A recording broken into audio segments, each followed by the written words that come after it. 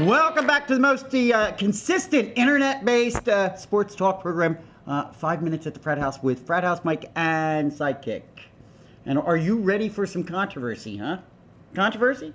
Are you ready? Have you brought it tonight? Like 1982 Prince controversy? Listen, we've got controversy in the mix this evening, and we're going to get to some of those stories, but, well, this isn't one of them. Hey, I'm going to switch up the racing stuff this week. Just a little bit. We're going to start it off with NHRA.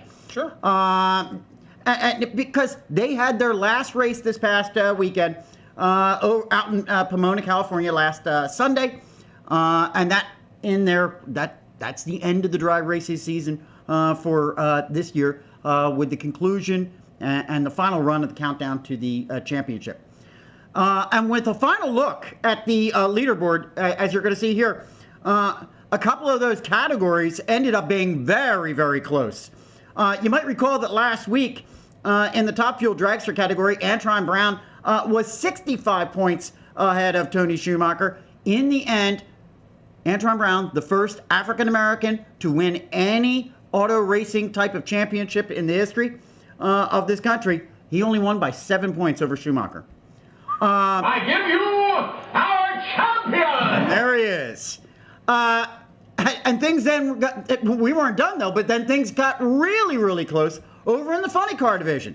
Jack Bettman came out the best in 2012. How about just 2 points ahead of Ron Capps? Finally, in the Pro Stock division, Alan Johnson, the only one of our three categories that we've been following, the only one that was actually able to put some distance in that final race out in Pomona. He actually ended up winning that championship 185 points over Jason Line. And now we'll be moving over to the winter edition, the National Snowmobile Racing Association, with jet fueled snowmobiles. Are you going to be covering that down for a us? quarter-mile You're track? going to be covering that for us. All right, that's great. Hey, I didn't know it. New programming we've got coming for you, folks. Anyhow, there's our 2012 champions, and that's the conclusion of drag racing, as I pointed out. But you can bet, listen, it's not that long, really, when you think about it. We'll be back at it in February, believe it or not, as the next season kicks up. Let's go over and take a look at NASCAR, the other one in the auto racing area. Well, that's similarly winding down as well, as we just got done concluding our 9th race of the chase, taking place this past Sunday out at the Phoenix International Raceway. And you're going to see in a moment that the leaderboard did get mixed up just a tad bit, perhaps maybe for the last time this season. But even with a win from Kevin Harvick this past weekend, that wasn't enough to aid his hopes in the championship for this year. In fact, Harvick's win meant absolutely nothing, and well, I guess that's what you would call a hashtag this helps no one moment. Is that what you would call that? Yeah. Hashtag this helps. Yeah. Nonetheless, Harvick comes in first out at Phoenix. Denny Hamlin came in second. Kyle Busch again in third. I'm telling you, I got to go check that and see how many times we've called his name out in the top 5 during the chase. Casey Kane came in fourth. Ryan Newman was in fifth. But as I alluded to, Sidekick, early on, controversy. Here's the first one. The race-changing event that occurred in this particular race, with just 2 laps remaining in lap 309. Jeff Gordon ranked 6th in the chase at that particular time. Purposefully wrecked Clint Bowyer, who was ranked 3rd, and actually had a legitimate shot at vying for the championship. Well, that completely destroyed any chance of that. Purposefully wrecked him. Now, following the race, Gordon admitted that it was absolutely purposeful, stating, quote, it's just things had gotten escalated over the year, and I had just had it. Clint's run into me numerous times, wrecked me, and he had gotten into me on the back straightaway, and pretty much ruined our day. I've had it, I was fed up, and I got him back. And I'm feeling a little bloated. Well, listen, we weren't done, because the mess ensued that followed was almost comical. Gordon worked his wrecked number 24 to pit road. He, his car, and his crew were all besieged by Bowyer's crew in an old-fashioned hockey brawl. Gordon was quickly ushered off to his hauler, But then moments later, here comes, as I put it in my article, here comes Captain Bowyer being televised running down pit road through the garage area and heading on a beeline to Gordon's hauler, ultimately trying to get a piece of him as well. What a mess. Listen, as expected, NASCAR leveled penalties and sanctions on this one on Monday. Yeah, if you call for it the that. incident. Well, okay, we're going to talk about that. Gordon was ultimately fined $100,000, and he was docked 25 points in the standings, and then was placed on probation through December 31. Which, come on, What the frickin' do? Yeah, come on, that's weak. I mean, on, there's only really? one race left. There's what? Bowyer received no penalties, but his crew chief was fined $25,000 for the post-wreck brawl. I kind of thought that Gordon would have been suspended and parked for the final race. I actually kind of thought that perhaps maybe both of them would have been as well. But that didn't happen, Sidekick. And I know you got some thoughts on it. Well, so you know, I'm going to let you have at it. Go ahead. You know, it's not who you know, it's who you blow. I mean, come on, really. I mean, you know, Kyle Busch last season wrecks a guy in a truck series. They park him for the whole weekend. Yeah, I know. The whole weekend they park him. That's right. The Golden Boy, Sissy Boy Motorsports over here, you know, the Hendrick boys, you know, that gaggle of fraggles. You know, he gets off with 100,000 and 25,000 points. Yep. Because he's the face of NASCAR. Yeah, but is he really the face of NASCAR? Come on, let's get it straight. He's really not the face of NASCAR any longer. Jimmy Johnson is more the face of NASCAR, I think, than Jeff Gordon is. No. Your two big faces are Junior and Gordon. You'll hear the crowd erupt when these two guys do anything on the track. Well, I mean, he's getting a little long in the tooth. He's been around for a while. Yeah. But he's still, he's now actually, I'm sorry, the golden elderly old man. Golden years. But but he's still, looked upon, Yeah, no, I hear you. And listen, make no mistake, I was very clear in pointing out as well that I thought that there was a great deal of inconsistency in the penalties. And the issue that I brought up is exactly the one that you did, and that was that Kyle Busch, and that wasn't even a NASCAR. I mean, yes, it was a NASCAR race, but it wasn't a Sprint Cup race. It was a truck race where he purposely rammed Ron Hornaday, and then ended up having to sit for a chase race number 8, I believe it was last year. And here he was a chase contender at that time. And I don't get why they wouldn't have sat Gordon. I mean, he admitted it. And it was malicious. Yes, I mean, absolutely it wasn't once, it was twice. He tried to get him first and pulled a Danica and crashed himself into the wall. Right. Then came up again, slowed down, waited for Bowyer to go around him, and then slammed into Bowyer. Right. And took out Joey Logano in the process and a couple other people. I mean, in some respects, I'm going to tell you, I feel bad for Clint Bowyer because it absolutely positively did him in, and we're going to see that right now on our new recolor-coded leaderboard. It's now a two-horse race, Sidekick. Brad Keselowski sits comfortably atop the list, 20 points ahead of Jimmy Johnson. And I got to ask you this question: is this a fait accompli now for Keselowski? Because I mean, I understand it's 20 points and it's doable, but that's a tough one to come back on. Well, with only one race. Yes, it's tough. But if we look at Phoenix, remember Jimmy Johnson crashed early in the race, and wound up finishing at the back of the pack, which is why he was why he's in this position. The same thing can happen to Keselowski. He could have a mechanical failure or something.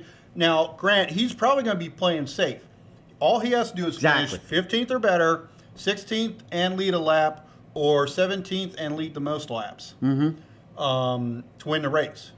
So he's going to be playing it safe, just trying to stay top 15.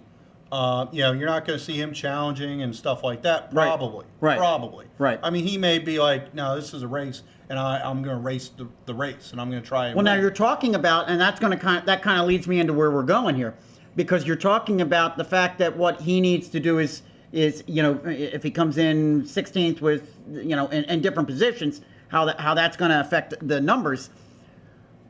We don't have a twice a year history with Homestead Miami. We only see this track once a year, and that's at the end. So I'm just curious, since we only see it once a year, how does that affect fantasy? How does that affect, Keselowski? Well,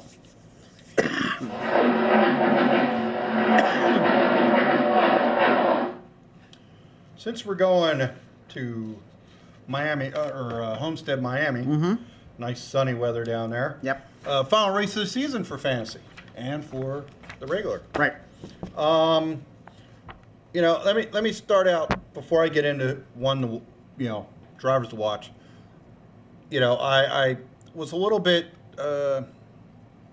hesitant this week because I wanted to put Clint Bowyer on the list because I thought he's going to come out this weekend and and I think he's going to make a statement this week. He's already syndicated. But I've seen some articles about some of his other statements. Yes. About him potentially going back after Gordon. Yep. And I don't blame him one bit. And if he gets anything more than a $100,000 fine and 25 points, I'm going to call bull, you know what. Mm-hmm. But so I probably would stay away from Bowyer this week. Yeah. Anyway, so to get into the racers, top of the list, I'm going to go with Carl Edwards. Carl Edwards has not finished worse than 8th since his first race here in 2004. I'm going to go with Matt Kenseth. He's got back-to-back top 10s here. Martin Truex Jr. finished 3rd here last year. Kevin Harvick, last week's winner, has finished outside the top 10 only once in his career at Miami Homestead. And the value pick will be one Ricky Stenhouse Jr. Ah, okay. All right. So, he's like $6, I think, for fantasy. So, you fill him in to round out your roster. There you have it, the final race for NASCAR this week, this year coming up, this weekend, and we will be bringing you who the champion is next week. I hope it actually turns out to be a fun, competitive race, and that it doesn't, that it's not just a foregone conclusion. All right, let's go over and take a look at a sport that, well, frankly, I'm going to be honest with you, I didn't think that we'd be talking about for at least another number of weeks anyhow. I guess maybe when the hot stove sort of stuff would start to cook up, like maybe next month, maybe January. But we really need to bring you a situation that kind of occurred on Tuesday. And while many of the other teams are engaged right now in, I guess, what would be considered mild hot stove rumors and conversations, well, the management and the ownership down at the Miami Marlins, they decided to, I guess, make the headlines by pulling out the gasoline can, lighting a match, and burning their team to the ground. Why don't you drop by my office? Somebody ought to, because Jeffrey Loria and his management brass of the Miami Marlins, well, they went and traded away, are we ready, Jose Reyes, Mark Burley, Josh Johnson, John Beck, and Emilio Bonifacio to the Toronto Blue Jays for Yunel Escobar, Henderson Alvarez, Jeff Mathis, who happens to be a backup catcher, a couple of minor league pitching prospects. Huh? What? This trade was so unbalanced and so completely worthless to the Marlins, who in one fell swoop were raped by an owner who has made a pattern of being a hatchet man, nearly single-handedly putting the Montreal Expos out of business. This scumbag of an owner held the city of Miami hostage to build him a new ballpark, the smallest in the entire league, a stadium that 75% of which is government funded by the taxpayers of the city of Miami and Miami-Dade County. A stadium that cost nearly $650 million, over $100 million more than projection. A stadium that opened at the beginning of last season, and despite the fact it was predominantly funded with government dollars, was never permitted to be put out for open bids. Now, by unloading $118 million in payroll obligations, we're now looking at a team with less than $30 million in projected payroll. Loria has set himself up to pocket $110 million thanks to the fancy new ballpark, plus a new lucrative TV contract that was signed by the Marlins last season during the hype of the new season, the new team, the new look, the new players, the new management, the new manager, the new venue. Miami Marlins fans have certainly taken their share of criticism for being lukewarm supporters of their team. The loyal core group that does exist, however, in my opinion, has every right to be roaming the streets in bands, seeking the curmudgeon of a man looking to string him up in the village square in a public display of displeasure. And while Loria is swapping out premium names for Drek in an obvious attempt to blow up the team, what's our esteemed Major League Baseball commissioner, Bud Selig, doing? Oh, he's looking the other way. He's looking the other way and sitting on his hands. And why wouldn't he? He's worked with Loria before. First, when Major League Baseball purchased the Loria-owned financially drained Montreal Expos for $120 million. But at the same time, they extended to him a $38.5 million interest-free loan, which he promptly parlayed into purchasing the Miami Marlins. One has to begin wondering whether Loria is Selig's hired gun, a hatchet man for the home office. Many have contended that Selig can't really do anything about this trade, that it would set a dangerous precedent for commissioners to come, that by, in setting and squashing potential trades at their own discretion. Well, for want of a better word, much more colorful, I say balderdash. Selig can get involved in this process if he wants, and if he deems it detrimental to baseball operations, which it certainly is, simply based upon the obvious discrepancy of values in the trade. Not to mention that it's an obvious potential future financial lag and damage to one of his franchises.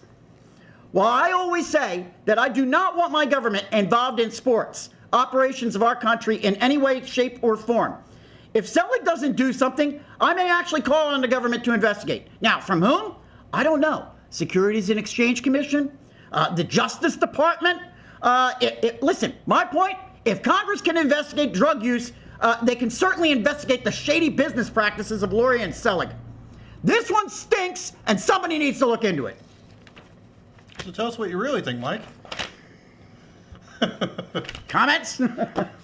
Well, we talked about this a little bit, last night and before the show, and and I'm in a complete agreement with you that this is balderdash. But my take on it is it's much bigger, and it's sports in general with everything. You've got we talked about the lockout, and the players and the owners holding fans hostage. We've got deep in my heart the Rams with all this crap going on with them moving, possibly moving to LA because the commissioner wants to put a team in LA because it's good for business. Right. You've got Selig and his little hatchet boy that goes around cleaning up teams that they don't want anymore, and they want to relocate. So we'll send this guy in there and he'll crash the team. Yeah. We'll give him some money to go buy another team. But as much as we complain about it, until us, the fans, say we're tired of this crap, we're not going to take it anymore, and stop shelling out money, stop going to their games, and just kiss them off. City governments, state governments, telling team owners, we're not going to put our city in hock for you to have your team 45, for us to go in hock 45 years, for you to have your team here for 10 years, decide you want to move to greener pastures and leave us, the fans, the city, binded by all this debt. Yeah. Well, I feel bad. It's a travesty. I mean, in many respects, I feel bad for the Miami Marlins fan base. I really do. And like I said in my comments, I know that they've been lukewarm, but I just don't think it's right to do to them. And it just appears very, very, the whole thing just appears to me to be very, very shady. Yeah. All righty. Yep. Let's go take a look at some teams that are a bit more stable. Some teams in the NFL. Well, at least some of them are, huh? Anyhow.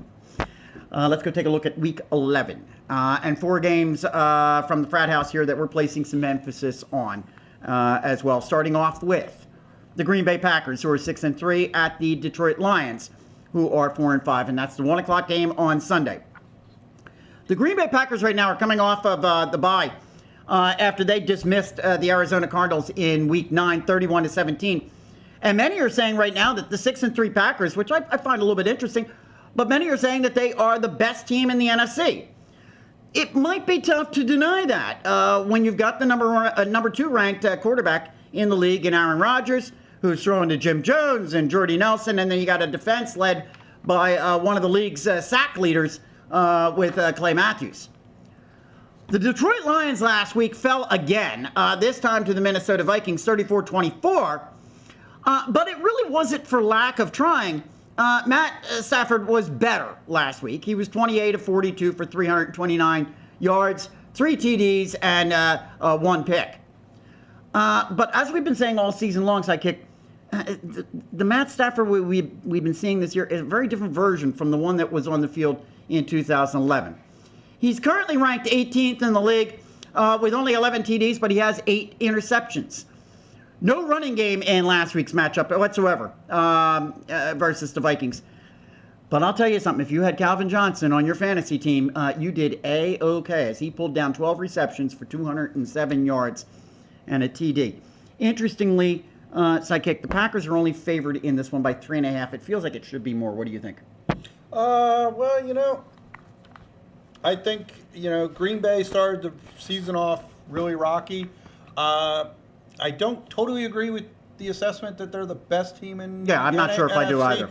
I think talent-wise, not much change since last season. Mm-hmm. So talent-wise, I think they may be the most talented team possibly in the NFC. Mm-hmm. But, they're starting to come together, and they may be peaking at the right time for the playoffs. Mm-hmm. Because we've talked about it in baseball, we talked about it in any of these team sports, about peaking at the right time of the season. And it seems that Green Bay may have, still got her groove back, and they may be primed to go into the playoffs looking pretty. Yep. Where do you have it going? So I'm going to go with Green Bay on this one. I'm going with Green Bay as well.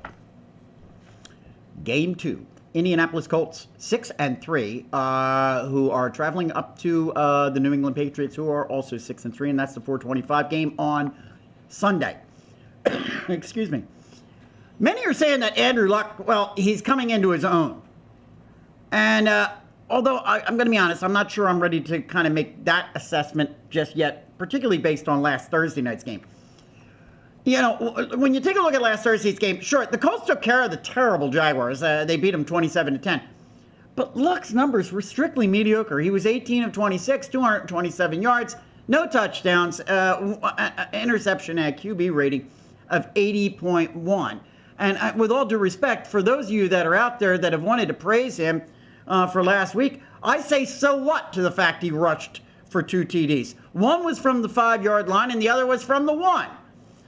Seems to me that if there's going to be any hope here with the Colts this week, Luck's got to find a way to get the ball into Reggie Wayne and Donnie Avery's hands.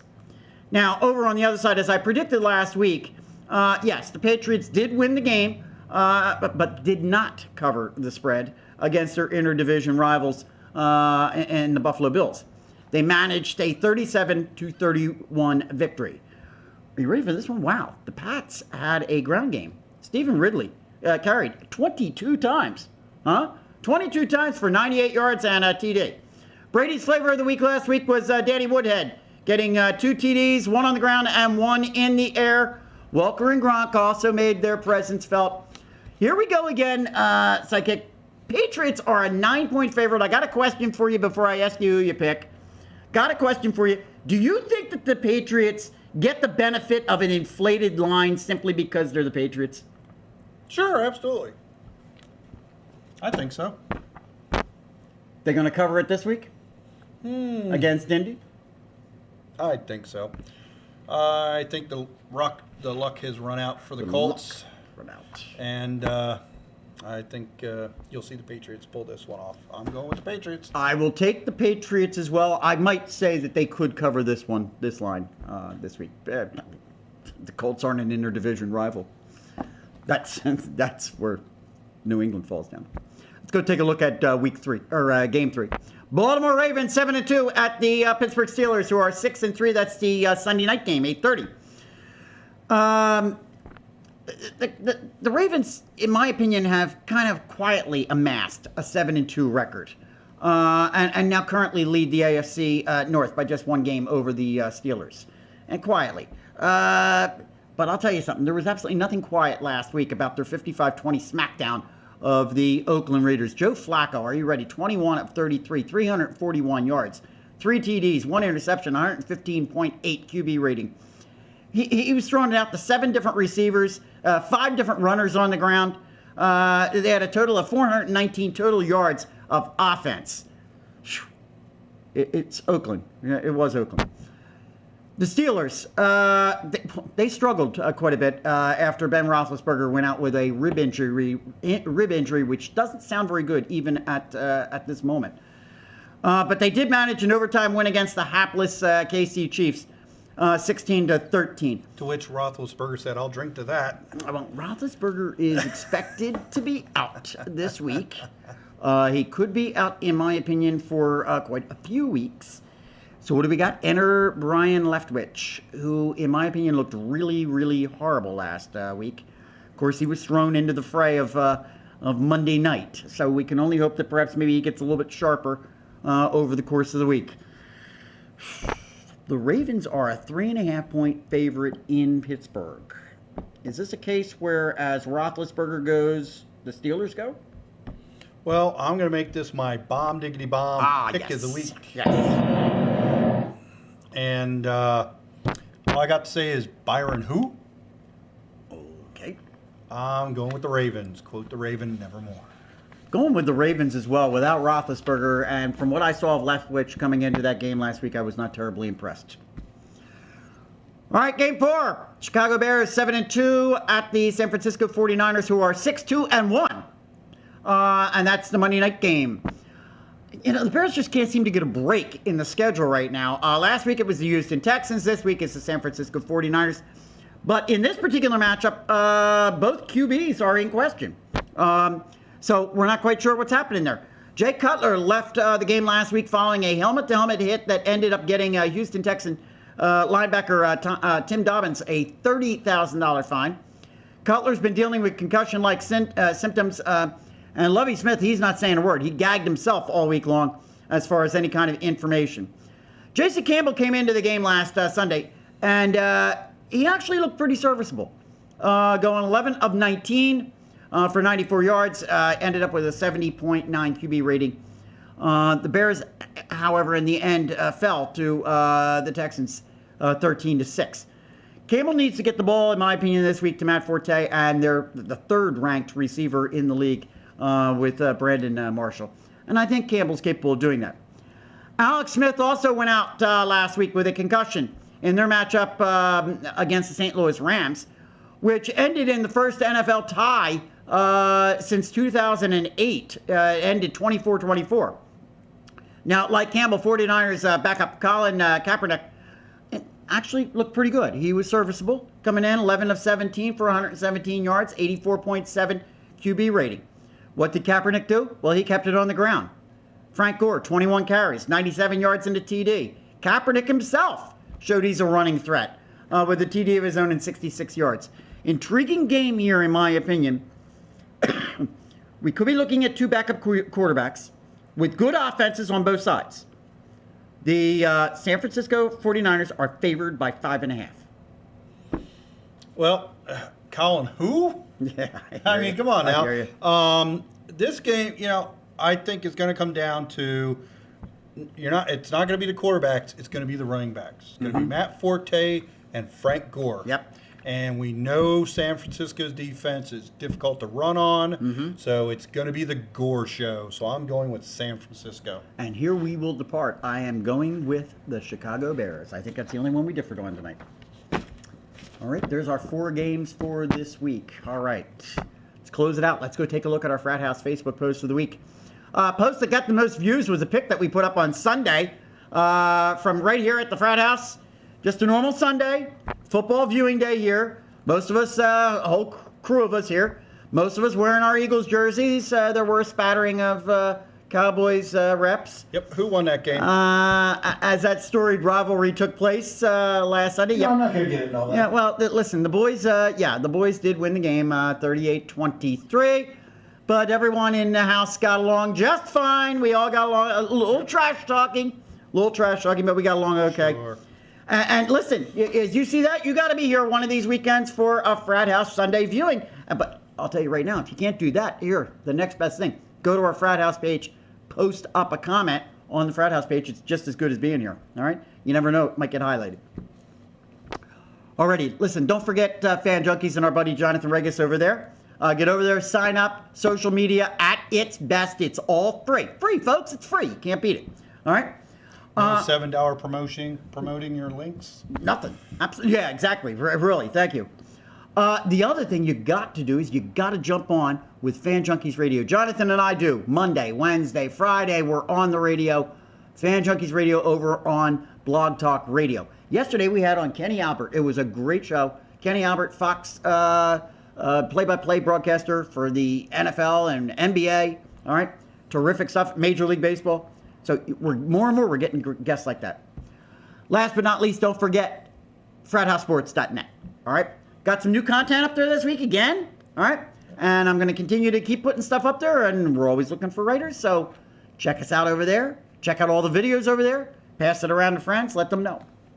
Yep. You got a last thing on UFC. And I got one last thing. We got UFC pay-per-view this weekend, Saturday night. It's going to be George St. Pierre against Condit for the title. All right. Should be a good match. St. Pierre is just coming back off of ACL injury, so should be a good fight. Check that out. Check that out. All right. We'll be coming back to you a day early next week. It'll be on Wednesday because, hey, we got Thanksgiving coming up on Thursday, so we'll be here on Wednesday. Yep. All right. So make sure you tune into our Thanksgiving show next week. But in the meantime, you know what you got to do. You got to keep us real. You got to keep us live. You got to keep us going. See you then.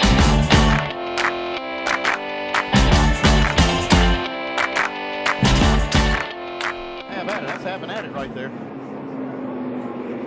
That's a year's worth of frustration. Oh, conflict. The Cruiser in it.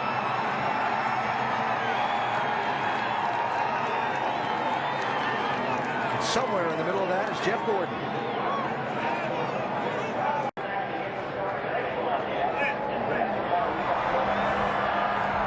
I'm sure Clint Bowyer wants his opportunity at this. Can't really blame him.